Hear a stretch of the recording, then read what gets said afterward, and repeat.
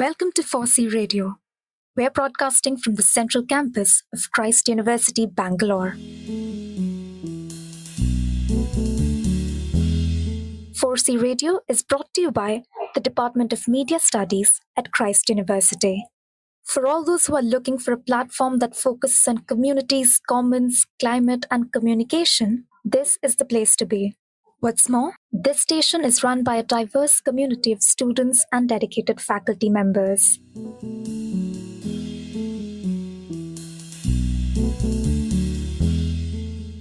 Tune in to experience hard-hitting interviews, fact checks and myth-busting, on-ground stories, campus news, and all the creative expressions of our community.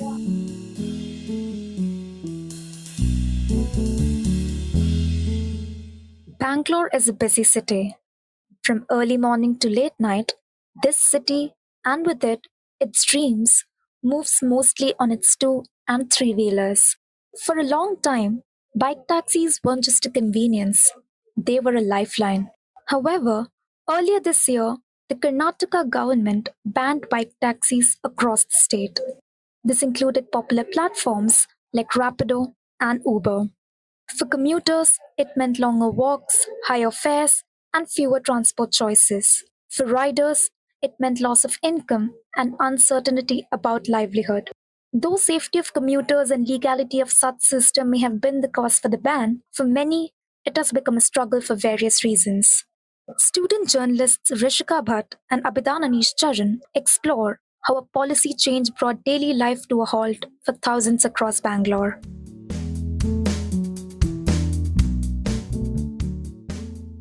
In the heartbeat of Bengaluru, a city that never stops moving, bike taxis had become the invisible engines of daily life.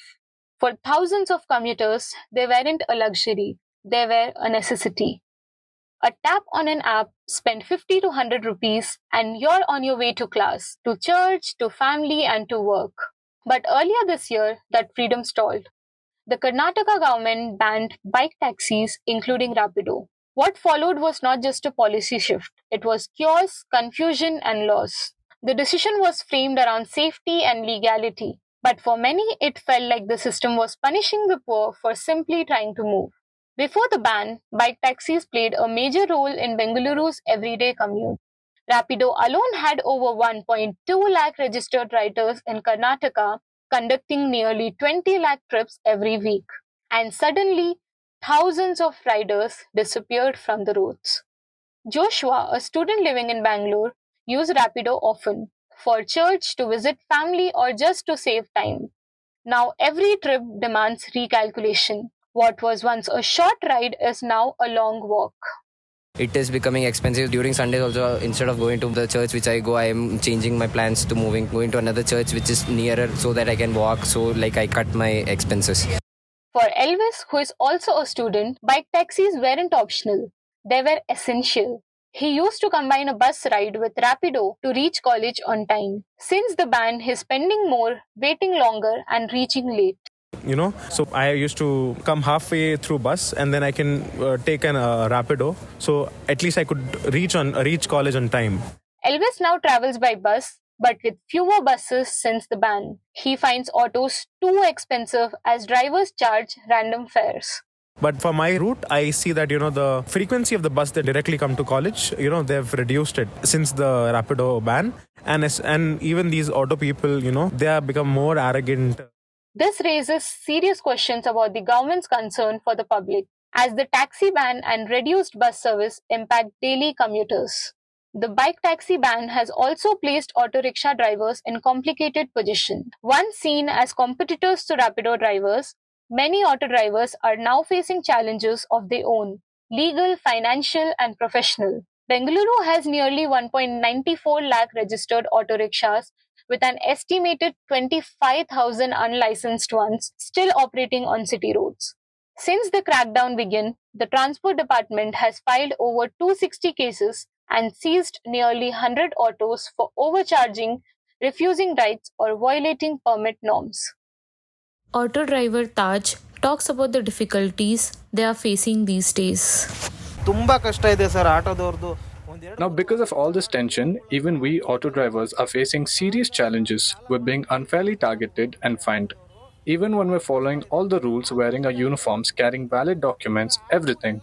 But they still find some excuse to penalize us. Just yesterday, they have fined 10,000. The reason?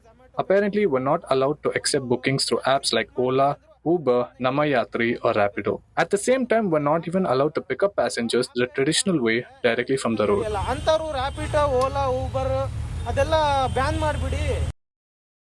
Since the ban, even auto drivers are caught in the middle, penalized for using apps and restricted from traditional pickups, leaving them with no fair way to earn a living. We tried to speak directly with former Rapido drivers, but none were ready. Since none of the Rapido drivers we contacted were willing to speak on record, we turned to published reports where some riders have already shared their stories.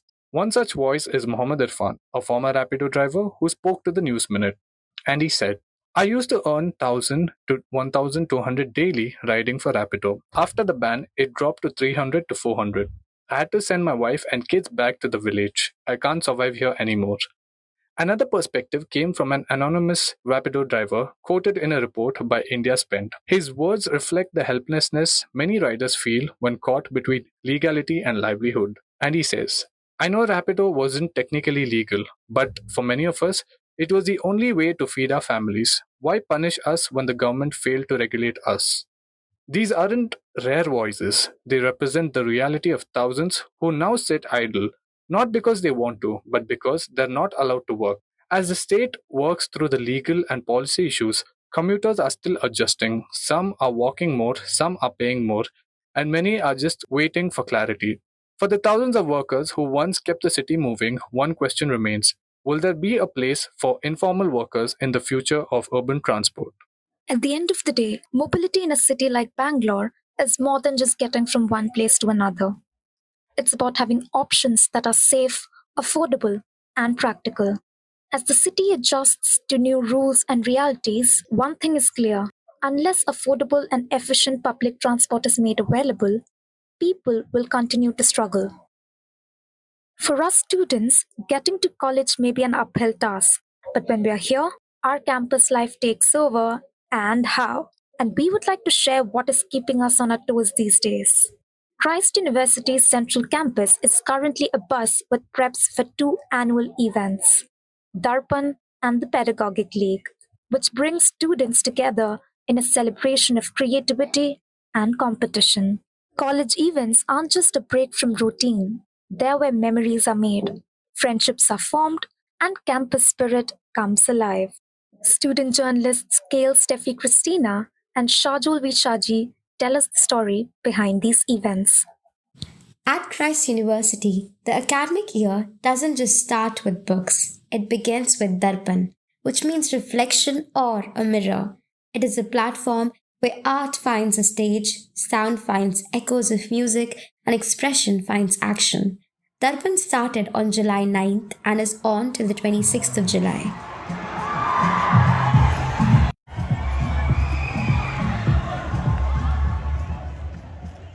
Miss Teresa Mary Jose has lived Darpan, first as a student and now as a faculty. She is a conductor for the Christ University Choir. What is the connection between music, students, and Darpan? Let's find out. Darpan has always been about bringing people together, bringing the university together. I was part of the university where in COVID times where Darpan wasn't really a thing because we were all scattered, and because of that we had no connection with our university, with other departments. So what I've noticed as a person who's worked with Darpan and with putting together Darpan is that our only aim is to foster a relationship between students through arts and culture. She has seen students transform from hesitant performers to confident creators, and from confident creators to talented curators.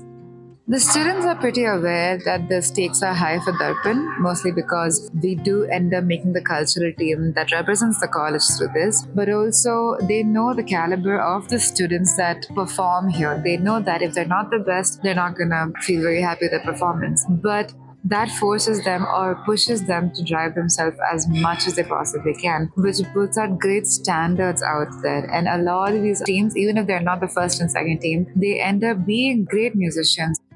For Alan Joe, a dance team leader, Darpan was more than a performance. It was a personal breakthrough. In the first year I wasn't that confident of a dancer, if I would say. Like, I was new and I didn't have much experience, but after coming to Christ did change my perspective in looking at a competition and at a performance. Like, even if we go for fests outside, we can see how good dance culture and everything is. Yeah, it is very tiring, and like we have to practice for like 6 hours or like 7 hours or like midnight practice, but in the end when we see the end result, it's all worth it. And for those just beginning, Alan has one message. Step forward, you might surprise yourself. I won't just talk about dance because like I'm under production. So I would introduce them to every single wing, like dance wing, music wing. Usually dance is the most prioritized thing, but no, my god, there's so many beautiful theater activities like mime, proscenium, street play. You'll find your own talent even if you don't know it. So I would introduce them to all the wings. So, all in all, Darpan is truly the reflection of students and their passion. Christ University also hosts another major event, the Pedagogic League, a student run intra university sports festival that's been around for over a decade, which fosters camaraderie, team spirit, and discipline. The Pedagogic League started on July 9th and is on for the next couple of weeks. Dr. Soumya Joseph, head of the Department of Physical Education, has seen this event shape students year after year. Pedagogic League is an intra-university sports extravaganza. It is 16, 17 years old. This is one of the first events which we start in the beginning of the academic year. But this is about more than games. It's about values that truly drive these matches. Values of cooperation, respect, and unity. They are getting a chance to play with the seniors. That is where they will have a good interaction with the juniors and the seniors, and also they will see the values of Christ. Okay, by playing, they will understand how the sportsmanship and then disciplines, cooperation, coordination. So, sportsmanship, team spirit, and leadership are the byproducts of the Pedagogic League.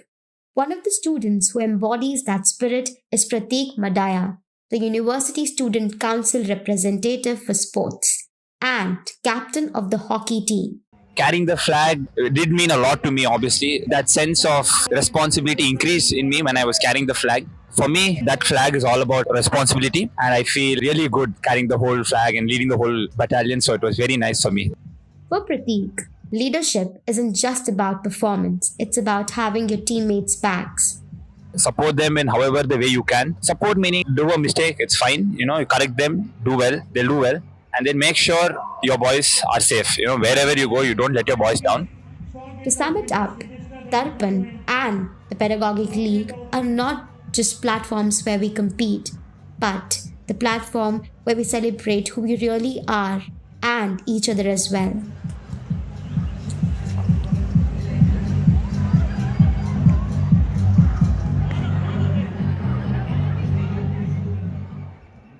That was a glimpse into the two events that bring students from various departments together as they perform, compete, and cheer for each other. We hope you participate or come forward to enjoy and cheer various competitions at Darpan and the Pedagogic League. And now we shift gears. Up next is something quieter but powerful, a moment of reflection through words.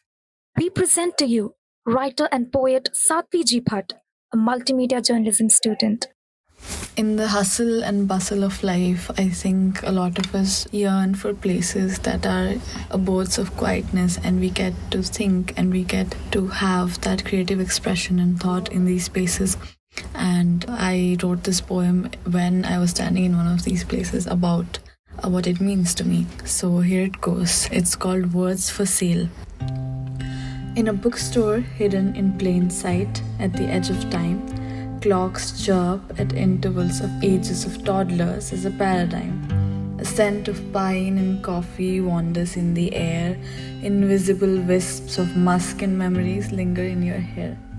Books are hard to find in this vast sea of shelves filled to the brim.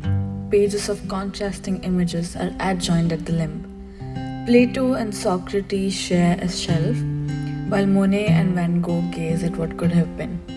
A domestic cookbook falls off the platter, sauces and secrets spill out, and the floor stands littered. It is far from a free world here.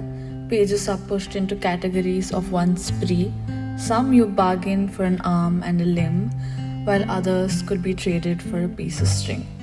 The ones that cost a dime end up as prized possessions, ink and coffee stains welcoming new visions.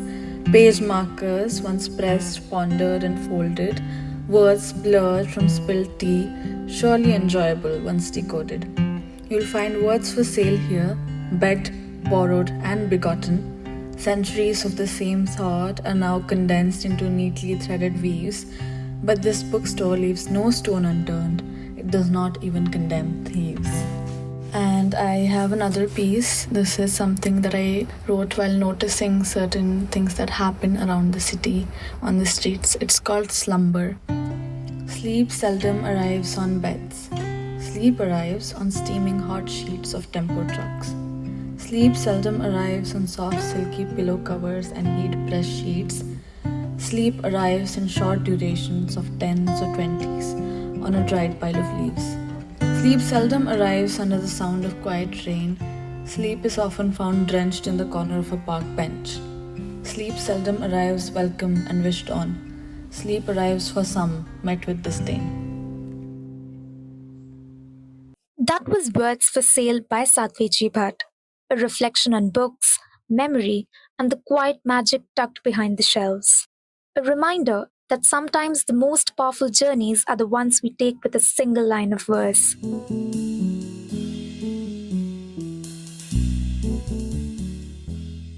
And that brings us to the end of this episode on 4C Radio. Every student has a story, and this is the place to share those. These stories can be about everyday experiences to big ideas, from campus conversations to issues that matter to all citizens.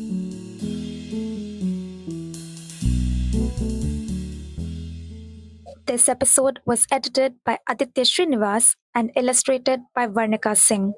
Music for Sathvi's recital was composed by Ryan Jaina. And I am Jinsu Sarah Georgie, signing off for now. If you would like to get in touch with us to share an idea or your feedback, we're listening.